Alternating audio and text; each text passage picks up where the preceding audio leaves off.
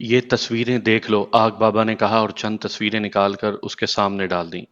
نینا نے تصویریں اٹھا کر دیکھیں اور ایک بار پھر اس کا ذہن بھاگ سے اڑ گیا۔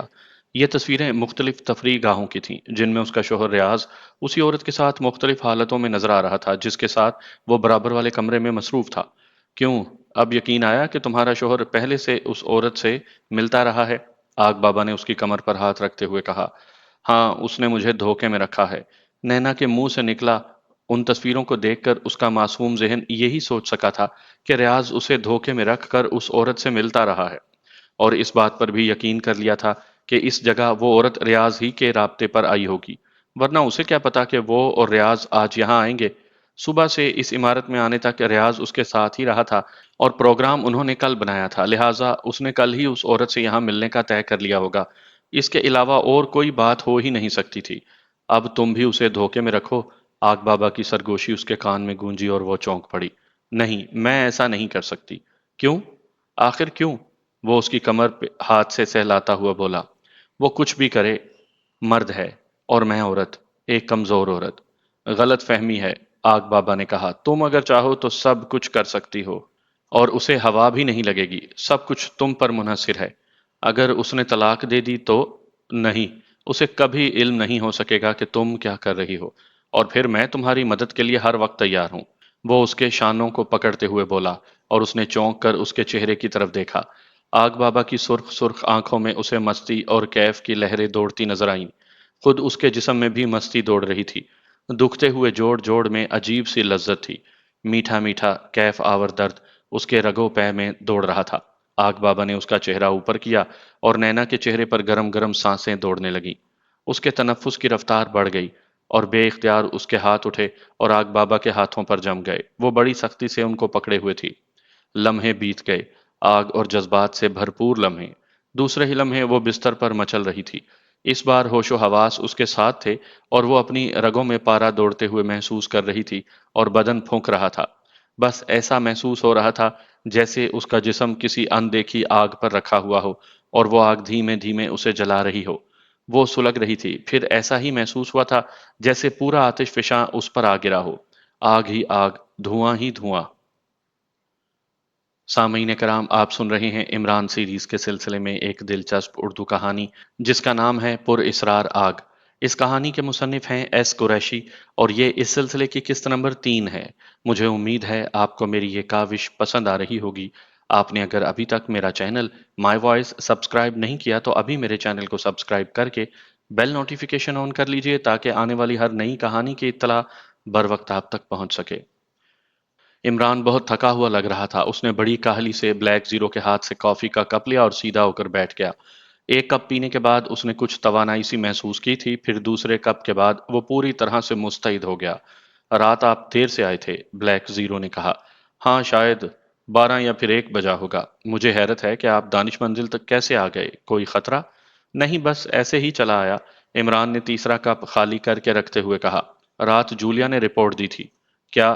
دہراؤ۔ اس کے بیان کے مطابق صفتر کی رپورٹ یہ ہے کہ مرنے والے کا نام وحید فیصل ہے اور اس کا تعلق…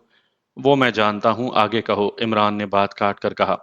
وہ حکومت کے بلاوے پر یہاں آیا تھا اور سفارت خانے نے اسے انٹر کانٹیننٹل ہوٹل کے کمرہ نمبر 608 میں ٹھہرایا تھا۔ آگے کہو، کالے صفر۔ صفتر کو اس کے علاوہ اور کوئی خاص بات معلوم نہ ہو سکی، البتہ ایک بات ایسی ہے جو مجھے کھٹکی ہے۔ وہ کیا؟ پارٹی میں جس میز سے وحید فیصل اٹھا تھا اس میز پر اس کے ساتھ روسی سفارت خانے کا ایک ملازم بھی موجود تھا۔ ممکن ہے یہ بات کوئی اہمیت رکھتی ہو، عمران نے کہا۔ ہم اسے نظر انداز نہیں کر سکتے، کسی کو اس ملازم کی نگرانی پر لگا دو۔ بہتر، بلیک زیرو نے کہا۔ صفتر کو میں نے انٹر کانٹیننٹل کے اس کمرے کی تلاشی لینے کے لیے کہہ دیا تھا جس میں وحید فیصل مقیم تھا۔ ٹھیک کیا، اب خاور کی رپورٹ دہراؤ۔ خاور نے وہاں ایک ایسے آدمی کو چیک کیا ہے جو فیاض کی ایک ایک حرکت کو غور سے دیکھ رہا تھا، اور اس نے رحمان صاحب اور فیاض کی گفتگو بھی سننے کی پوری کوشش کی تھی۔ کون ہے وہ؟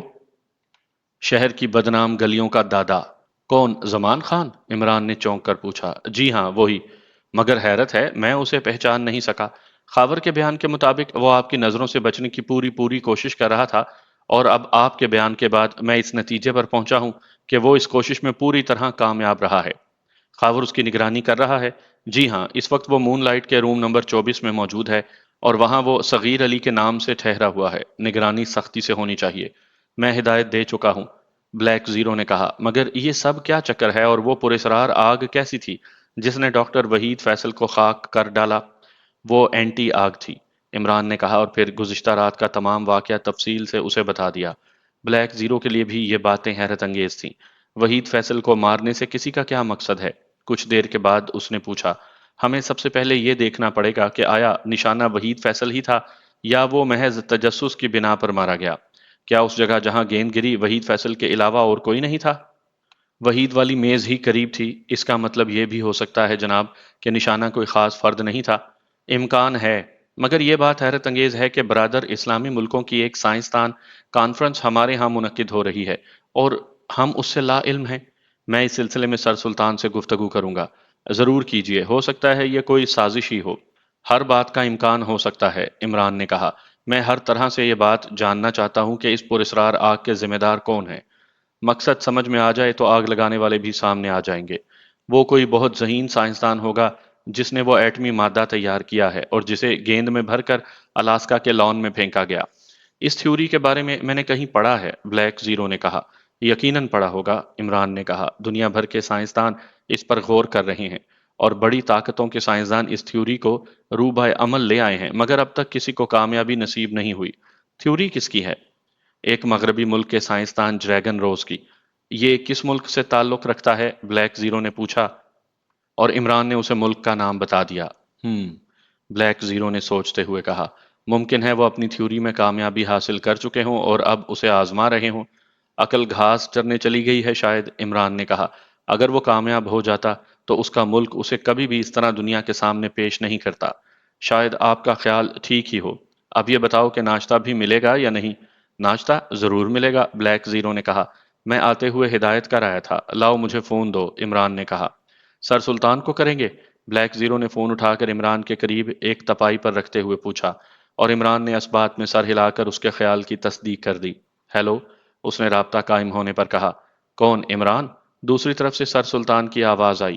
جی ہاں، یہ احمق ہی آپ سے مخاطب ہے۔ فوراً کوٹھی چلے آؤ، میں تمہارا منتظر ہوں، دوسری جانب سے کہا گیا اور اس کے ساتھ ہی رابطہ منقطع ہو گیا۔ عمران ہونکوں کی طرح رسیور کو کان سے ہٹا کر گھورنے لگا۔ انداز ایسا ہی تھا جیسے پوچھ رہا ہو کہ کیوں بے، یہ رابطہ کیوں ختم کر دیا؟ کیا ہوا، بات نہیں ہو سکی؟ کوٹھی بلایا ہے، کوئی خاص بات ہی ہو سکتی ہے، عمران جواب دیے بغیر ہی دوبارہ نمبر ڈائل کرنے لگا تھا۔ اس بار بھی رابطہ نمبر فوراً ہی قائم ہو گیا تھا۔ جیسے ہی اسے جولیا کی آواز رسیور پر سنائی دی، وہ بول پڑا، X2، دیکھو صفدر اور خاور کے علاوہ اپنے بقیہ ساتھیوں کو ہدایت کر دو کہ وہ ایک ایسے مرد کو تلاش کریں جس کی داہنی بھووں پر اوپر سے نیچے کسی زخم یا جلنے کا نشان ہے۔ اور کوئی نشانی یا حلیہ جناب؟ جولیا نے پوچھا۔ نشان اس طرح سے ہے کہ اس نے بھووں کو ایک لکیر کی صورت میں کاٹ دیا ہے اور اس کی لکیر پر بال نہیں ہے، آسانی سے شناخت ہو سکے گی۔ عمران نے پورا حلیہ بتانے کے بعد مزید وضاحت کی۔ میں ابھی سب تک احکامات پہنچا دیتی ہوں جناب، تم خود بھی تلاش کرو گی، عمران نے کہا۔ اس کے ساتھ ایک خوبصورت امریکن دوشیزہ اور ایک مرد بھی ہو سکتے ہیں۔ میں سمجھ گئی جناب، وہ 3 آدمیوں کا گروپ ہے۔ بالکل ٹھیک۔ سفارت خانے کے آدمی کی نگرانی بہت ہوشیاری سے ہونی چاہیے اور جیسے ہی کوئی اہم بات معلوم ہو رابطہ کر کے رپورٹ دو۔ بہت بہتر جناب، بس روانہ ہو جاؤ، عمران نے کہا۔ پھر رسیور رکھنا ہی چاہتا تھا کہ جولیا کی آواز آئی۔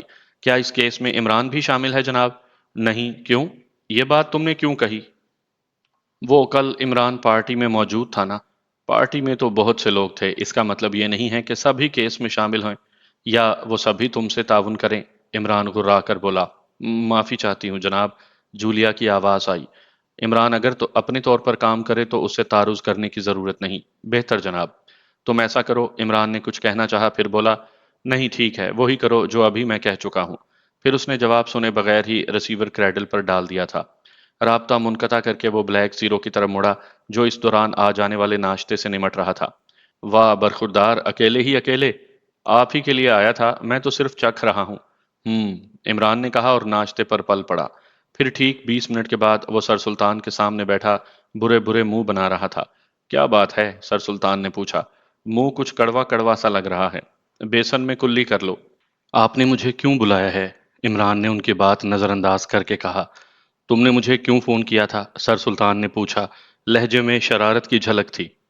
آپ کی خیریت معلوم کرنے کے لیے۔ کیوں، مجھے کیا ہوا؟ میں نے سوچا آج کل اچھے بھلے آدمی خاک بن رہے ہیں، لہٰذا کہیں ایسا نہ ہو کہ آپ بھی جذبہ تجسس سے مجبور ہو کر کرکٹ کی پریکٹس نہ شروع کر دیں۔ کیا اونٹ پٹانگ ہانک رہے ہو؟ اونٹ پہ ٹانگ ہرگز نہیں ہو سکتی۔ تم نے کرکٹ کا تذکرہ کیوں کیا ہے؟ سر سلطان اس کی بات انسنی کر کے بولے۔ آج کل لوگ کرکٹ کی گیندوں کی طرف بہت دوڑنے لگے ہیں۔ تمہارا اشارہ رات والے واقعے کی طرف ہے۔ توبہ توبہ! عمران اپنا منہ پیٹتا ہوا بولا۔ میں اور آپ سے اشارے بازی کروں؟ اللہ توبہ! عمران، آدمی بن جاؤ۔ آپ مجھے کیا سمجھتے ہیں؟ عمران برا مان جانے والے لہجے میں بولا۔ احمق، پاگل! سر سلطان جھل گئے۔ نوازش کرم، شکریہ۔ رات کو مرنے والا سعودی عربیہ کا ایک مشہور سائنسدان تھا۔ ہوا کرے، یہ تمہاری ذمہ داری ہے۔ سر سلطان بگڑ کر بولے۔ ایسے اہم افراد پر تمہاری نگاہ ہونی چاہیے، سمجھے؟ جب مجھے خفیہ کانفرنس کے بارے میں اطلاع ہی نہیں ملی تو یہ میری ذمہ داری سے باہر ہو جاتی ہے۔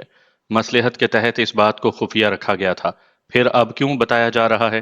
صرف اس لیے کہ کانفرنس میں شریک ہونے والوں میں سے ایک پر اصرار طور پر جل کر خاک ہو چکا ہے۔ اس خاک کا کیا کیا گیا ہے؟ فیاض نے وہاں سے تمام خاک اٹھوا لی تھی، یہاں تک کہ ان کو 1.5 فٹ کے قریب کھود کر اس کی مٹی بھی وہ ساتھ ہی لے گیا تھا۔ عقل مندی کی تھی، عمران نے کہا۔ یعنی اس حماقت کو تم عقل مندی کہہ رہے ہو؟ سر سلطان غرا کر بولے۔ اس نے الاسکا کے لان کا بیڑا غرق کر کے رکھ دیا۔ اگر وہ جگہ کھدوا کر مٹی ساتھ نہ لے جاتا تو دوسروں کا بیڑا غرق ہوتا رہتا، عمران نے کہا۔ کیا کہنا چاہتے ہو؟ وہ جگہ تابکار ہو گئی تھی، اگر وہاں سے خاک اور لان کی مٹی کھود کر ہٹا نہ لی جاتی تو سارے ہوٹل میں تابکاری پھیل جاتی۔ اوہ، اس طرف تو میں نے سوچا ہی نہیں تھا، سر سلطان بڑبڑائے۔ ہاں، اب آپ بتا چلیے کہ کانفرنس میں کتنے سائنسدان شرکت کرنے آئے ہیں اور کس کس ملک سے ہیں؟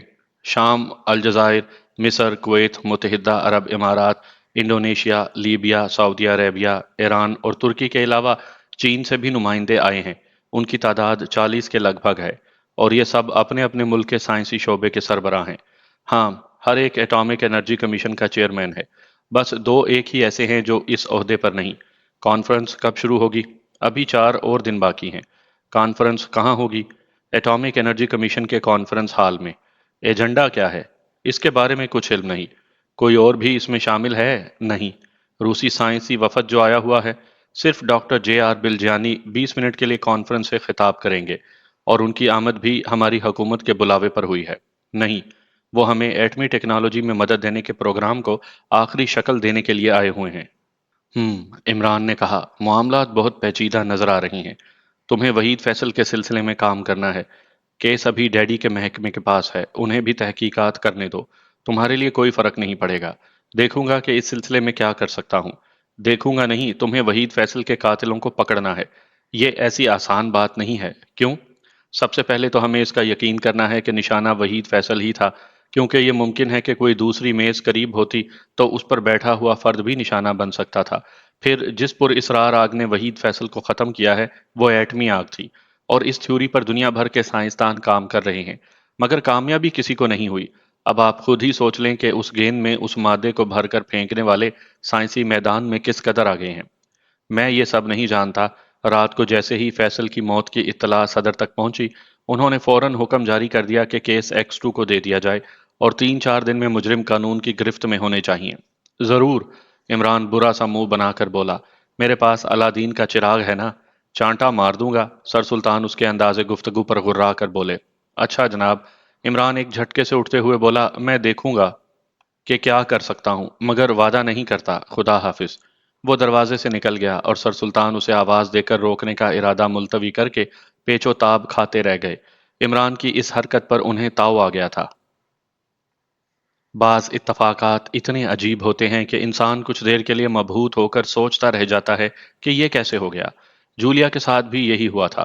وہ گھر سے اس لیے نکلی تھی کہ X2 کے بیان کردہ حلیے کے آدمی کو تلاش کر سکے۔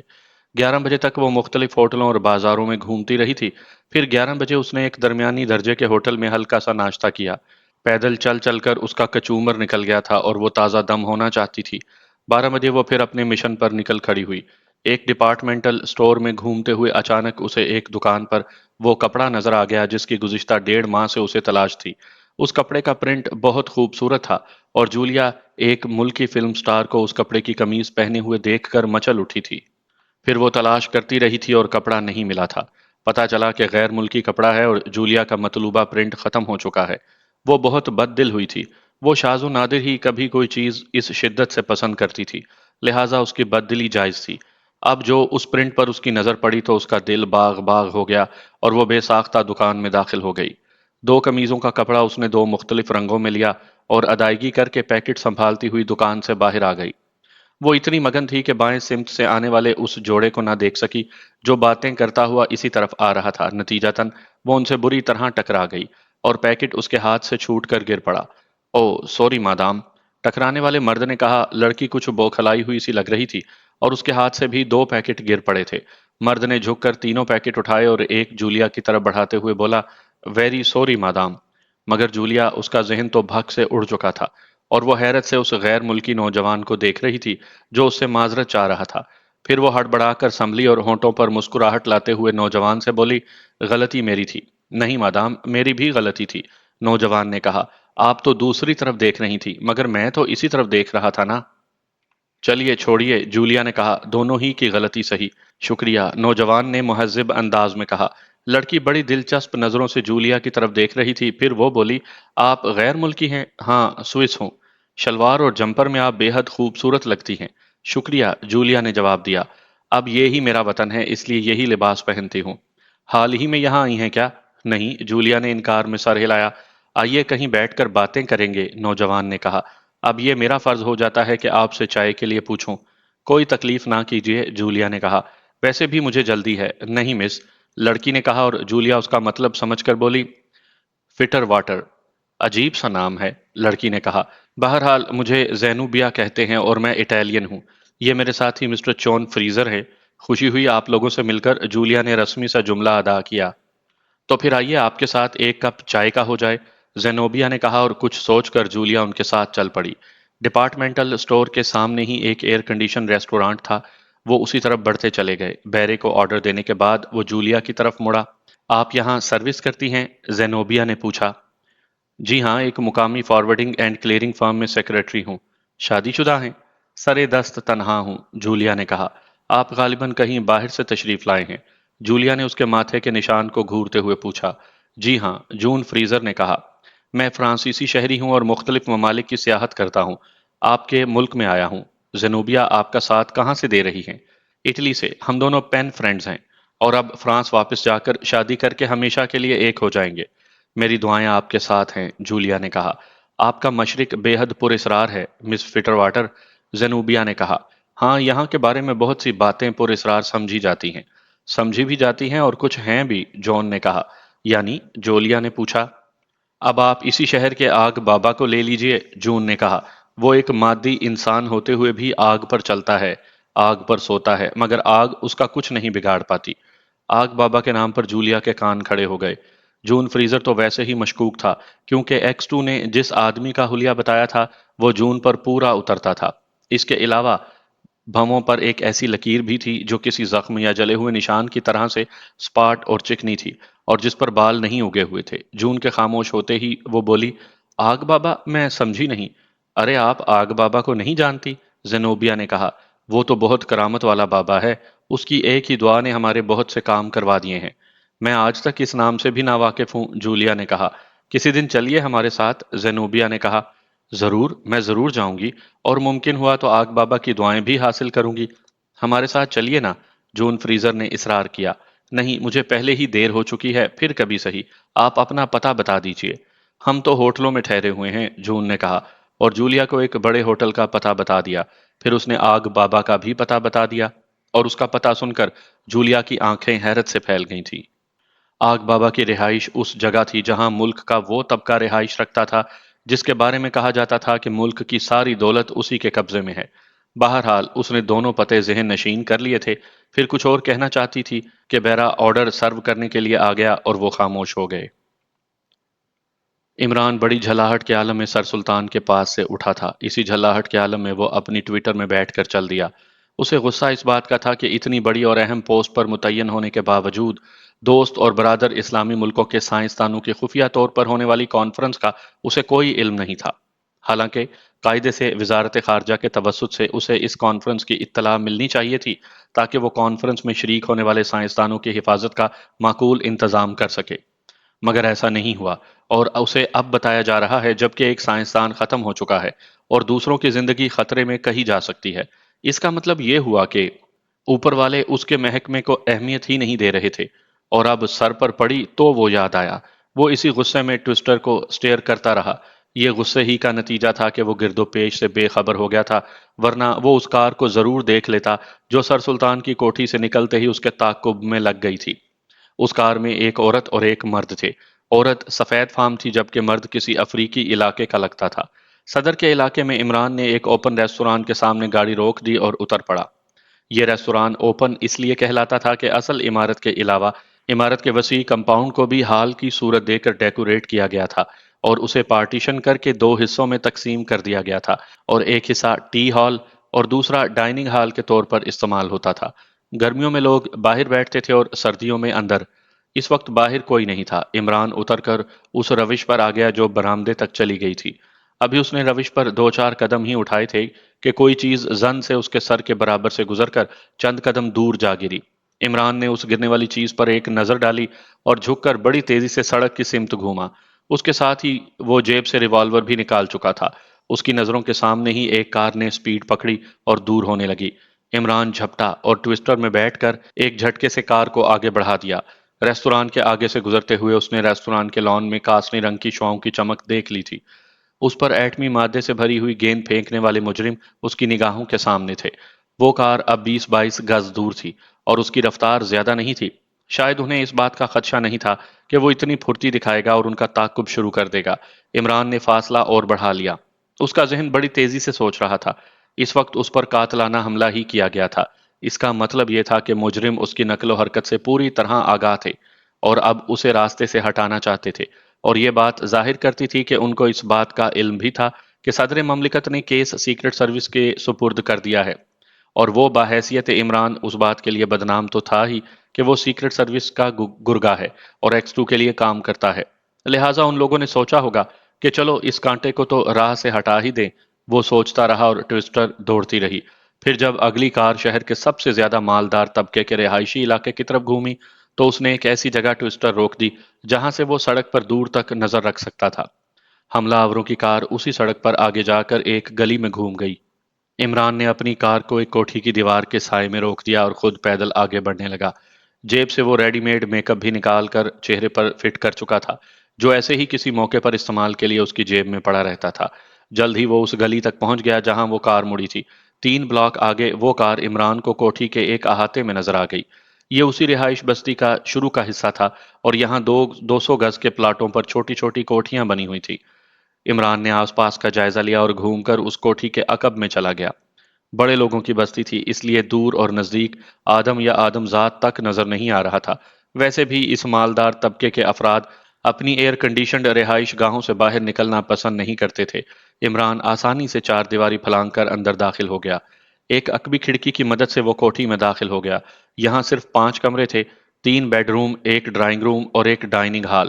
عمران کو وہ لوگ ڈائننگ ہال ہی میں مل گئے تھے۔ وہ کل 4 آدمی تھے، 2 وہی عورت اور مرد جن کے تعاقب میں وہ یہاں تک آیا تھا، اور ایک مرد اور عورت وہ جو پہلے سے اس کوٹھی میں تھے۔ وہ دونوں سیاہ فام تھے۔ عمران کا ذہن چکرا کر رہ گیا۔ کسی افریقی ملک کو اسلامی ملکوں سے کیا دشمنی ہو سکتی تھی، اس نے سوچا، اور پھر کوئی افریقی ملک سائنسی میدان میں اتنا آگے نہیں تھا کہ اس قسم کے ایٹمی حربے بنا کر انہیں کسی ایسے مشن کے لیے استعمال کر سکتا۔ اس کا واضح مطلب یہ ہو سکتا تھا کہ وہ لوگ کسی اور کے آلائے کار تھے۔ عمران کو علم تھا کہ بہت سے ممالک کی سیکرٹ سروس میں افریقی بھی شامل ہیں۔ اس نے پہلے کمرے میں چاروں طرف دیکھا اور یہ اطمینان کرنے کے بعد کہ اس کے علاوہ یہاں اور کوئی نہیں ہے، وہ اس درمیانی کھڑکی کی طرف متوجہ ہو گیا جس میں سے وہ اندر جھانک رہا تھا۔ کمرے میں اس پر حملہ کرنے والا جوڑا رپورٹ دے رہا تھا۔ وہ وزارت خارجہ کے سیکرٹری کی کوٹھی سے نکل کر سیدھا صدر آیا تھا۔ پھر جب اس نے ایک ریستوران کے سامنے گاڑی روکی تب ہمیں موقع ملا اور ہم نے اس پر ایٹامک بال سے حملہ کر دیا۔ بال اس سے 2-3 قدم کے فاصلے پر گری تھی۔ تمہیں یقین ہے کہ عمران اس کے دائرے کی رینج میں آ گیا ہوگا؟ جی ہاں، 6 گز کے قطر دائرے والی بال استعمال کی تھی، اور پھر میں نے عمران کو گھوم کر گرتے ہوئے بھی دیکھا تھا۔ شاید، افریقی نے کہا، تمہیں چاہیے تھا کہ رک کر پوری طرح دیکھتے، پھر اس کے بعد یہاں آتے۔ اب بھی کیا فرق پڑا باس؟ بہت بڑا فرق پڑ سکتا ہے، افریقی نے کہا۔ ممکن ہے وہ دائرے سے پھیلنے سے قبل ہی ہوشیار ہو گیا ہو۔ ایسی صورت میں وہ ایٹامک بال کا شکار نہیں بنا ہوگا۔ مجھے ایسی کوئی ہدایت نہیں تھی۔ مسٹر کاؤس، آپ عمران کی ہسٹری سے اچھی طرح سے واقف ہیں۔ بہرحال اب تو جو ہونا ہے وہ ہو گیا۔ ہمیں گھنٹہ بھر بعد پتہ چل جائے گا کہ کیا رہا۔ اگر وہ شکار ہو چکا ہے تو یہ ہمارے مشن کے لیے سود مند ہوگا۔ میں کھانا کھا کر دوبارہ اس طرف چلا جاؤں گا، کاؤس نے کہا۔ میرا بھی یہی مطلب تھا۔ پھر خاموشی چھا گئی اور وہ لوگ کھانا کھاتے رہے۔ وہاں پہلے سے موجود ایک سیاہ فام لڑکی ہی سرو کر رہی تھی۔ کھانا ختم ہونے پر اسی سیاہ فام لڑکی نے برتن سمیٹ کر ٹرالی میں رکھے اور دروازے سے نکل گئی۔ افریقی نے نیپکن سے ہاتھ صاف کیے اور بولا، یہاں اب کتنے ایٹامک بال ہیں؟ شاید 6 باقی ہیں۔ ان سب کو آج ہی یہاں سے ہٹانا ہوگا۔ کوئی حکم آیا ہے یا کوئی خطرہ ہے؟ صرف احکامات، افریقی نے کہا۔ تمہاری واپسی کب تک ہو سکے گی؟ 3 بجے تک واپس آ جاؤں گا۔ ٹھیک ہے، 4 بجے ہم ایٹامک بال یہاں سے منتقل کر دیں گے۔ اوکے باس، کاؤس نے کہا اور سگریٹ نکال کر سلگانے لگا۔ عمران نے ان کی گفتگو بڑے غور سے سنی تھی۔ پھر اس نے ایک فیصلہ کیا اور اس طرف بڑھا جس طرف اس نے کچن دیکھے تھے۔ اندر سے کھڑبڑ کی آواز آ رہی تھی۔ عمران نے اندر جھانکا۔ سیاہ فام لڑکی برتن دھو رہی تھی۔ گیس کے چولہے پر کیتلی رکھی تھی جس سے بھاپ نکل رہی تھی۔ عمران دبے قدموں اندر داخل ہوا، مگر لڑکی بجلی کسی تیزی سے اس کی طرف مڑی۔ بس یہی محسوس ہوا تھا جیسے اس کی پشت پر بھی آنکھیں رہی ہوں گی۔ اس سے قبل کہ وہ عمران کو دیکھنے کے بعد تحیر اور حیرت کے جھٹکے سے سنبھل کر کوئی اقدام کرتی، عمران کا جچا تلا ہاتھ اس کی کن پٹی پر پڑا اور وہ لہرا کر چولہے سے ٹکراتی ہوئی فرش پر ڈھیر ہو گئی۔ عمران نے اسے کھینچ کر ایک طرف کر دیا تاکہ سامنے سے نظر نہ آ سکے، اور خود بھی ایک کونے میں کھڑا ہو گیا۔ وہ اب کسی اور کی آمد کا منتظر تھا۔ اسے امید تھی کہ چائے نہ پہنچنے پر کوئی اس طرف ضرور آئے گا، اور یہی ہوا۔ 5 منٹ کے بعد کاؤس کی ساتھی لڑکی اندر آئی، اور اس کا بھی وہی حشر ہوا تھا جو سیاہ فام لڑکی کا ہوا تھا۔ عمران نے اسے بھی کھینچ کھانچ کر دروازے کے پاس سے ہٹا دیا۔ اب وہ پھر انتظار کر رہا تھا۔ اس بار 5 منٹ سے پہلے ہی کاؤس ان دونوں کو پکارتا ہوا آیا تھا۔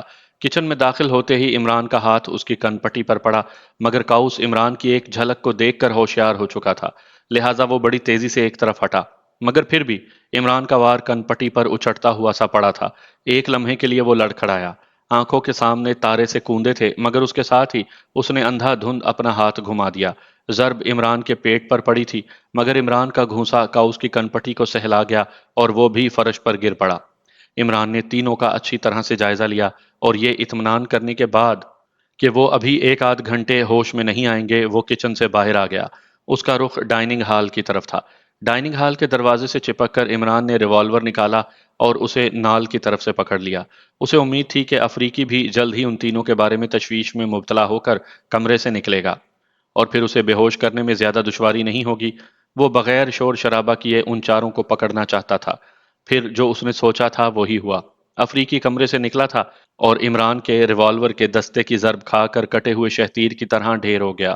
وہ ڈائننگ روم کی طرف بڑھ گیا اور یہاں اس نے فون رکھا دیکھا۔ اس نے دانش منزل کے نمبر ڈائل کیے، رابطہ فوراً ہی مل گیا۔ X2۔ دوسری طرف سے بلیک زیرو کی آواز آئی۔ ادھر بھی X2 ہے، عمران نے کہا۔ او عمران صاحب، فرمائیے۔ فوراً ہی ایک بند ویگن لے کر چلے آؤ۔ مگر کہاں؟ ہائی سوسائٹی کی طرف، عمران نے پتہ بتاتے ہوئے کہا۔ پھر کچھ اور ہدایات دیں اور رابطہ منقطع کر دیا۔ اب وہ کمرے کی تلاشی لینے کی سوچ رہا تھا۔ اس کے ذہن میں افریقی کے کہے ہوئے الفاظ گونج رہے تھے کہ ایٹامک بال 4 بجے منتقل کر دیں گے۔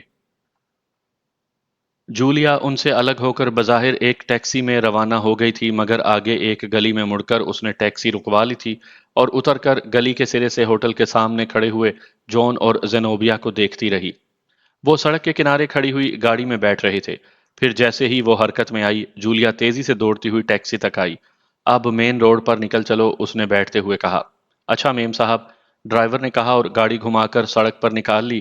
جون والی گاڑی ایک فرلانگ آگے سگنل پر کھڑی تھی۔